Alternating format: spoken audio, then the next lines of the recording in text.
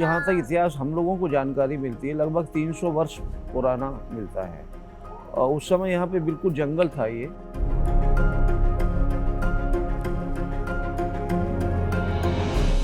जाम की स्थिति इतनी रहती थी कि इससे बहुत ही राहत मिली है। लोग ऐसे मान लीजिए आप 2-2 घंटे जाम में फंसे रहते थे यहाँ पे, और इससे और बहुत शॉर्टेस्ट हो गया यहाँ से। मतलब आप ये मान लीजिए कस्बे के 2 घंटे का वो बच गया।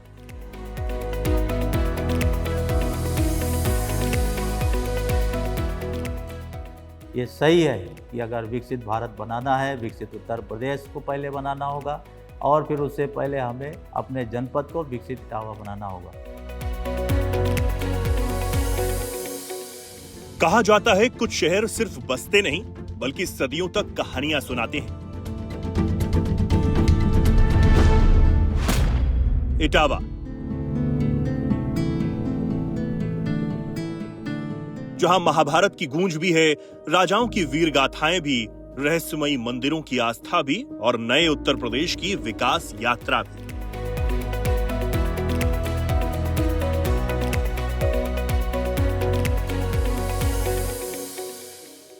यमुना और चंबल के संगम पर बसा ये शहर कभी एक चक्र नगरी कहलाता था और आज ये शहर विकास, कनेक्टिविटी, स्वास्थ्य और इको टूरिज्म के जरिए अपनी नई पहचान गढ़ रहा है।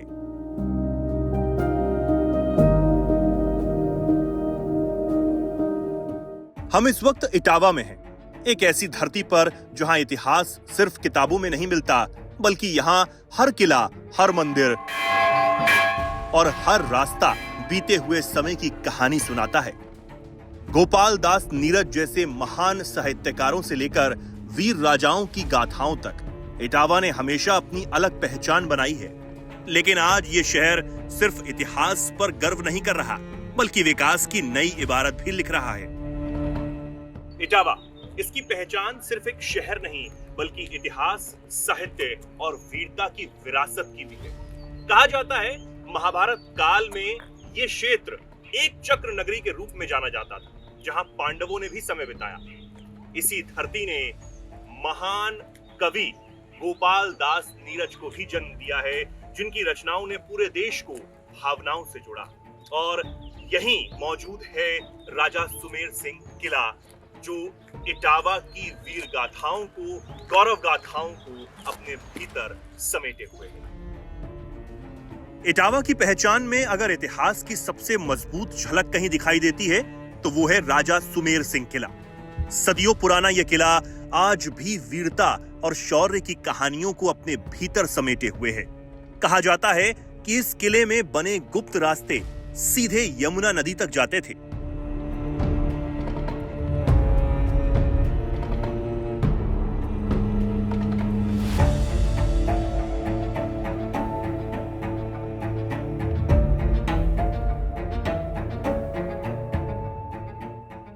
ऊंची दीवारें, विशाल दरवाजे और राजसी स्थापत्य, ये सिर्फ इमारत नहीं बल्कि इटावा के गौरवशाली अतीत की पहचान है। लेकिन अब ये शहर सिर्फ अतीत में नहीं जी रहा, बल्कि विकास की नई ऊंचाइयों की तरफ तेजी से बढ़ रहा है। दिल्ली हावड़ा रेल मार्ग का प्रमुख स्टेशन इटावा जंक्शन अब अमृत भारत योजना के तहत आधुनिक सुविधाओं से लैस हो रहा है। करीब 35 करोड़ की लागत से स्टेशन का कायाकल्प, नए प्लेटफॉर्म, लिफ्ट, पार्किंग और बेहतर कनेक्टिविटी, यानी इटावा अब सिर्फ इतिहास नहीं बल्कि रफ्तार की भी पहचान बन रहा है। एक वक्त था जब रामनगर रेलवे क्रॉसिंग पर घंटों जाम लगा रहता था, लेकिन आज 73 करोड़ की लागत से बना ओवरब्रिज शहर की रफ्तार बदल चुका है। अब आवागमन आसान है और लोगों का समय भी खूब बच रहा है। ये सही है कि अगर विकसित भारत बनाना है, विकसित उत्तर प्रदेश को पहले बनाना होगा और फिर उससे पहले हमें अपने जनपद को विकसित इटावा बनाना होगा। तो जो विकसित इटावा का जो एक ब्लूप्रिंट है, माननीय मुख्यमंत्री जी ने आज के 3-4 महीना पहले, 6 महीना पहले उन्होंने मीटिंग में निर्देश किया कि हर जिला 2047 में कैसा होगा, उसका एक सपना देखें और उस सपने को साकार करने के लिए डिफरेंट प्रोजेक्ट्स बनाए और उसको भेजें। राज्य शासन उसमें धीरे धीरे से फंडिंग करेगा। माँ जहाँ जहाँ तेरे अंग गिरे, वहाँ वहाँ वहाँ तेरे मंदिर बने। तेरी कांधे देह उठाई रे। ये वही दृश्य यहाँ पे संलग्न हो रहा है, जीवंत हो रहा है, जब भगवान शिव ने सती की देह हवन कुंड से उठाकर अपने कांधे उठाई थी, और ये वही जगह है जहाँ उनकी बाह गिरी थी। कुछ इस तरह से समृद्ध है आध्यात्मिक दृष्टि से इटावा की धरती। इटावा की धरती पौराणिक इतिहास की दृष्टि से भी समृद्ध है, धनी है। माना जाता है कि यहाँ पर एक काली मंदिर है जो महाभारत कालीन है, यानी कि लगभग 5000 साल पुराना ये मंदिर ये सिद्ध करता है कि आध्यात्मिक दृष्टि से, पौराणिक ऐतिहासिक दृष्टि से भी इटावा की धरती समृद्ध है। मान्यता यह भी है कि अश्वत्थामा आज भी यहाँ के गर्भगृह में सबसे पहले पूजा करते हैं।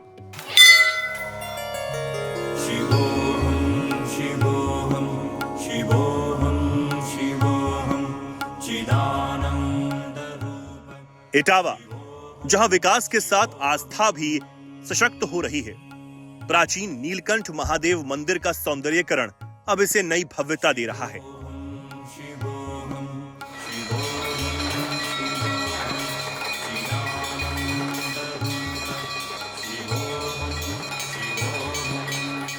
जहाँ तक इतिहास हम लोगों को जानकारी मिलती है, लगभग 300 वर्ष पुराना मिलता है। और उस समय यहाँ पे बिल्कुल जंगल था, ये बहुत जंगल था, आसपास बेरी खड़ी हुई थी, और इस तरह के यहाँ तो लोग उस तरह वो ज्वारी वारी टाइप के लोग इकट्ठे होते थे, वो अपना वो खेलते खाते थे। फिर यहाँ कुछ लोगों ने आके उनको भगाया। 2-1 वर्ष पहले एक जो पर्यटन विभाग ने मंदिरों को जो दिया है उसमें हमें मिला था, तो उन्होंने एक सत्संग भवन यहाँ बनवाया और एक यहाँ पार्क बनवाया। ये दोनों खेत हमारे ही थे, इतने ही हम लोगों के पास जायदाद थी और कुछ नहीं है। मंदिरों से लगी होती है तो वो 2 खेत थे, वो हमने उन्हें दे दिए थे, उसमें उन्होंने सत्संग भवन ये बनवाया। अब उससे ये है कि अगर किसी को कुछ करवाना है तो वो सब उसके लिए उपलब्ध है। अब इसमें भी नगर पालिका से बात हुई है, तो इसमें कुछ वो झूले वूले लग जाएंगे और कुछ ओपन जिम टाइप का लग जाएगा, तो एक्सरसाइज वगैरह का। तो ये प्रशासनिक सहायता ही है, बाकी का तो सब उनकी कृपा से जो भी है जैसा होता है।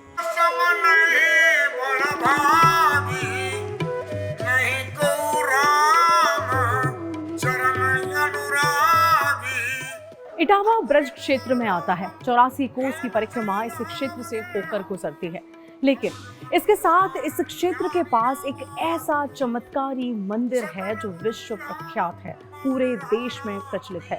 पिलुआ हनुमान गढ़ी। माना जाता है कि जितने भी लड्डू इन हनुमान जी को चढ़ाए जाते हैं, जितना भी दूध इन हनुमान जी पर चढ़ाया जाता है, वो सब कुछ जय लेते हैं। इतना चमत्कारी ये मंदिर है, और इसी आस्था को देखते हुए, इसी चमत्कार को देखते हुए पर्यटन विभाग ने यहाँ लगभग 1 करोड़ की लागत से विकास कार्य कराए हैं। ये है आज का विकसित होता इटावा।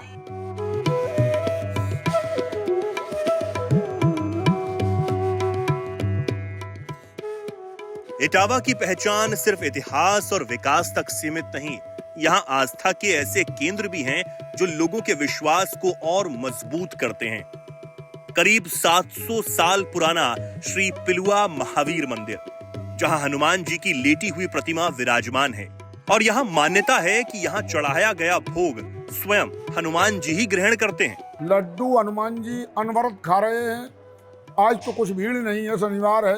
मंगलवार को अगर आप आई होती तो लगभग आपको यहाँ 50,000 से लेके 1 लाख भक्त आए होते, और 50,000 से 1 लाख भक्त दिन भर में दर्शन करते हैं। लाइन लगी रहती है, 4-4, 5-5 लाइनें बैरिकेटिंग में चलती हैं। लड़के लोग व्यवस्था करते हैं, वो एक एक करके भक्त सभी भक्तों की यही मनोकामना होती है कि मेरा 1 लड्डू हनुमान जी को खिला दिया जाए, और वो प्रयास भी करते हैं। हाँ, हनुमान जी लड्डू खाते हैं, यही चमत्कार है। हनुमान जी अभी भरे हुए हैं, थोड़ी देर बाद खाली हो जाएं, फिर भर जाएं, अपने आप ऑटोमेटिक बदलते रहते हैं अपने आप को। किसी एक शहर को बेहतर कनेक्टिविटी और ट्रैफिक समस्या से निजात की जरूरत होती है।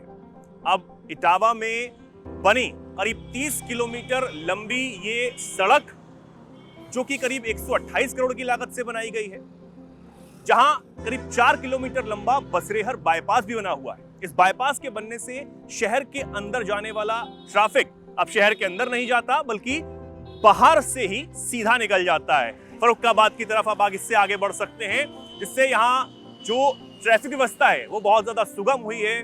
जो यात्री हैं उन्हें ट्रैफिक में फंसना नहीं पड़ता और सड़क सुरक्षा में भी काफी सुविधा पहुंच रही है। ये बाईपास सिर्फ एक सड़क नहीं बल्कि इटावा के क्षेत्र की विकास को गति देता बेहतर इंफ्रास्ट्रक्चर भी है। ऐसा है सर, ये काफ़ी लंबा वो है। यहाँ से आप ये उत्तराखंड वगैरह जाना है तो एमपी से भी और काफ़ी जगह दूर से लोग आते हैं, और यहाँ जाम की स्थिति इतनी रहती थी कि इससे बहुत ही राहत मिली है। लोग ऐसे मान लीजिए आप 2-2 घंटे जाम में फंसे रहते थे यहाँ पे, और इससे और बहुत शॉर्टेस्ट हो गया यहाँ से। मतलब आप ये मान लीजिए कस्बे के 2 घंटे का वो बच गया। बहुत वैसा कंजेस्टेड वो एरिया है, तो उसकी वजह से बड़ी राहत मिली है यहाँ। जहां प्रकृति भी विकास की कहानी का हिस्सा है और प्रदेश में सबसे ज्यादा सारस पक्षियों का बसेरा।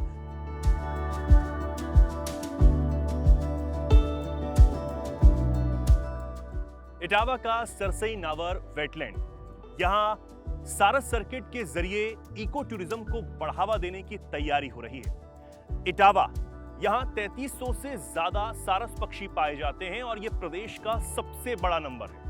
बस इसी को आधार बनाकर यहां entry point, view point, boating point, parking सुविधा और इसी के साथ बेसिक टूरिस्ट सुविधाएं विकसित की जा रही हैं। अब इस पहल से न सिर्फ यहां वेटलैंड का संरक्षण होगा, स्थानीय लोगों को रोजगार भी मिलेगा और इसी के साथ अर्थव्यवस्था भी मजबूत हो जाएगी।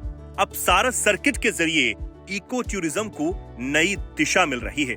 सरसई नावर वेटलैंड अब सिर्फ पक्षियों का घर नहीं बल्कि पर्यटन और पर्यावरण संरक्षण का नया मॉडल बन चुका है।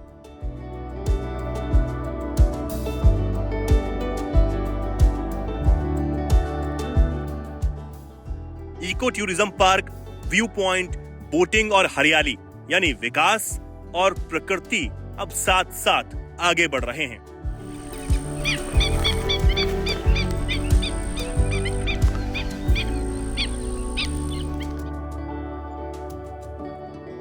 स्वास्थ्य सुविधाओं में भी इटावा अब नई पहचान बना रहा है।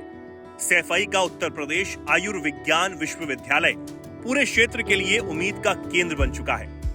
ये है इटावा के सैफई का उत्तर प्रदेश आयुर्विज्ञान विश्वविद्यालय। ये विश्वविद्यालय जिसके पास है एक 500 बेडेड सुपर स्पेशलिटी हॉस्पिटल।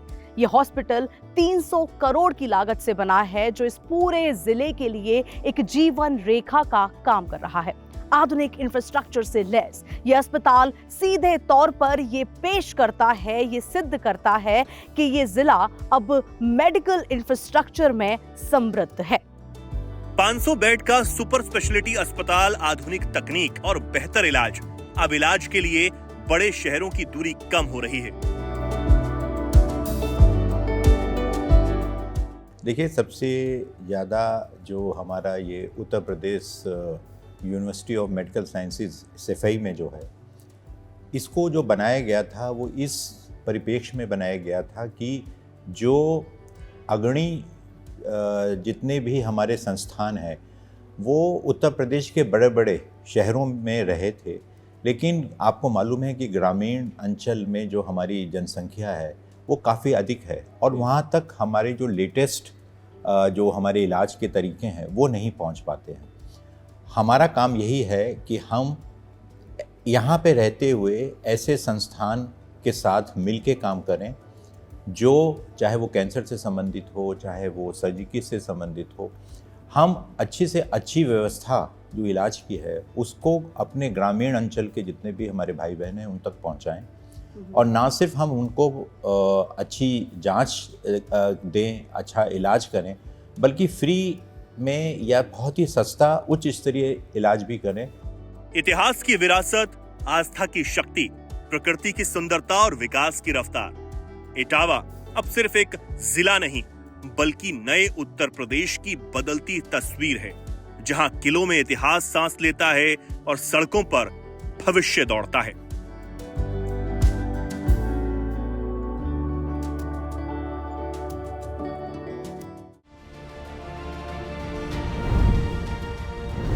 बढ़ते यूपी के 75 जिले, 75 कहानियां।